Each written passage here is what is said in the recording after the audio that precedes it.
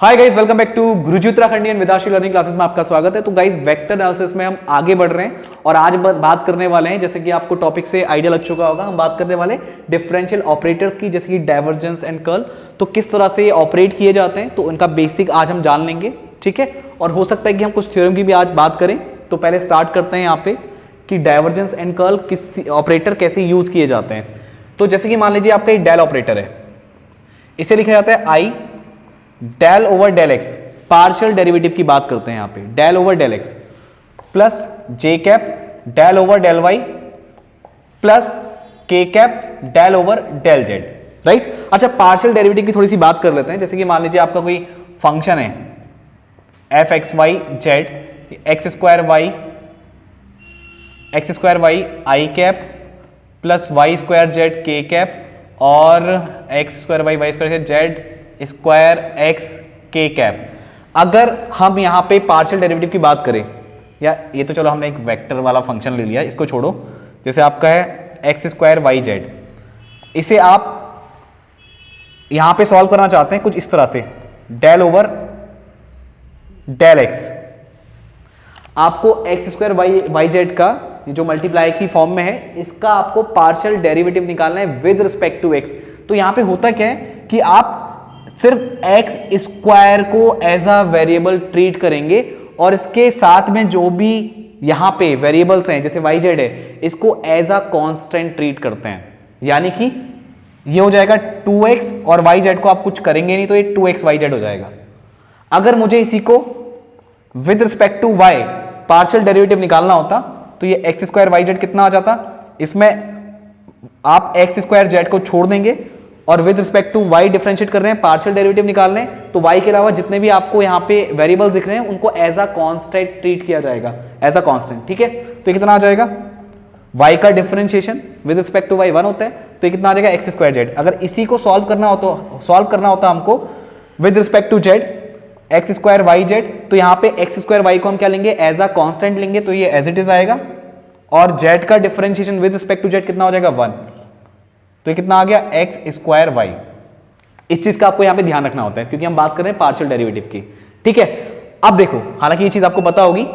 अब ये तो हो गया आपका डेल ऑपरेटर। अब एक चीज ध्यान से सुनना है यहां पे। जैसे कि आपका एक वेक्टर का फंक्शन है, ठीक है, एफ वेक्टर है, ये आपका है F1 i cap plus F2 j cap plus F3 k cap. अब आपको निकालना है इसका डाइवर्जेंस, तो आप निकालते हैं डॉट प्रोडक्ट। इस डेल ऑपरेटर का आप f के साथ डॉट प्रोडक्ट निकालेंगे तो इसको बोला जाता है डाइवर्जेंस ऑफ f। क्या बोला जाता है, डाइवर्जेंस ऑफ f, राइट। तो ये कितना हो जाएगा, ये डेल कितना आपका, del over del x i cap plus j cap del over del y plus k cap del over del z। और ये कितना हो जाएगा आपका F1 i cap plus F2 j cap plus F3 k cap. और ये कितना आ जाएगा, देखो I डॉट I1, आप क्या निकालने हैं, डॉट प्रोडक्ट निकालने हैं, तो I डॉट I1 हो जाएगा, तो del over del X of F1 del over, देखो J dot J Y J dot J 1 हो जाएगा, प्लस है यहाँ पे प्लस आ जाएगा, तो del F2 upon del Y plus K dot K 1 हो जाएगा और del F3 over del Z। तो ये निकल के आ जाएगा आपका डाइवर्जेंस ऑफ F। क्लियर। अब बात करते हैं कर्ल की। तो थोड़ा सा मैं इसको इरेज कर लेता हूं। अब बात करते हैं हम कर्ल की। तो कर्ल में क्या होगा, आप इस डेल ऑपरेटर को F के साथ निकालेंगे इसका क्रॉस प्रोडक्ट। अभी आपने डेल ऑपरेटर का F के साथ निकाला था डॉट प्रोडक्ट, जिसको बोलते हैं डाइवर्जेंस ऑफ F।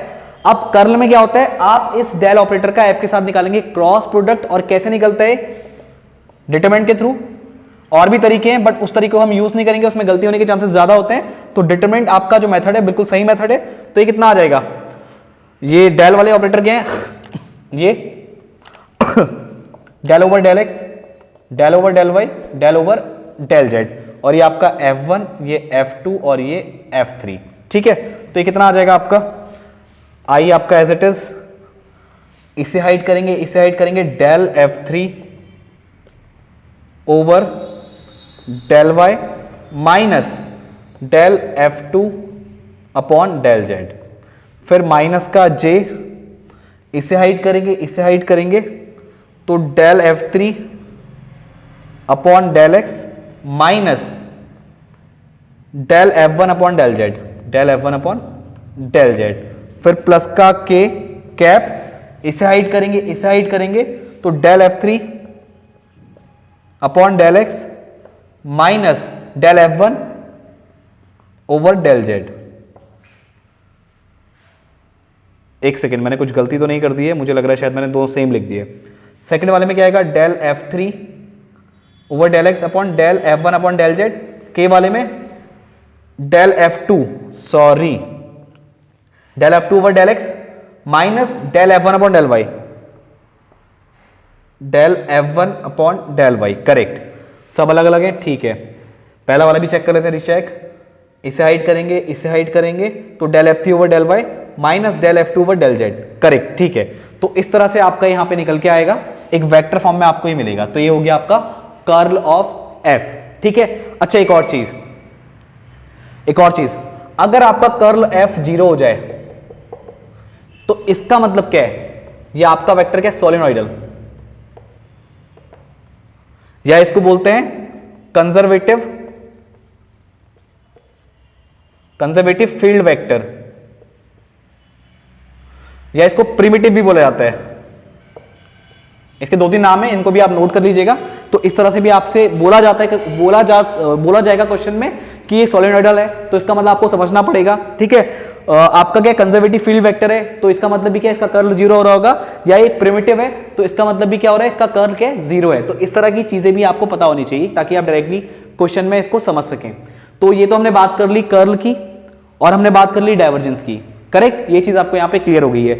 थोड़ा सा आगे बढ़ते हैं और इसको क्वेश्चन में अप्लाई करके देखते हैं ताकि आपको और ढंग से क्लियर हो जाए, क्योंकि जब तक आप क्वेश्चन नहीं करेंगे तब तक आपको इसका ढंग से आइडिया भी नहीं आएगा। अब देखिएगा, इस क्वेश्चन की बात कर लेते हैं। आपको डाइवर्जेंस F निकालना है एंड कर्ल F निकालना है। आपके पास वेक्टर क्या है, vector x y square i cap plus 2x square Y z k cap y z j cap minus 3y z square k cap at 1 - 1 1। ये एक्स वाई जेड की value इन point पे आपको निकालना है। तो आप क्या करेंगे, सबसे पहले डाइवर्जेंस F की बात कर लेते हैं।